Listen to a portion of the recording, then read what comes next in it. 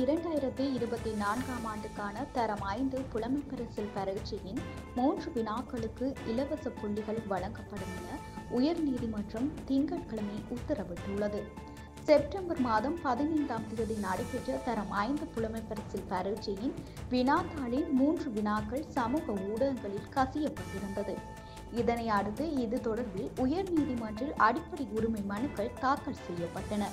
இந்நிலையில் இந்த மனு இன்றைய தினம் விசாரணைக்கு எடுத்துக் கொள்ளப்பட்ட போதே இந்த உத்தரவு பிறப்பிக்கப்பட்டுள்ளது. இந்த மனு எதிர்வரும் 11ஆம் தேதி மீள விசாரணைக்கு எடுத்துக் கொள்ளப்படும் என உயர்நீதிமன்றம் உத்தரவிட்டுள்ளது.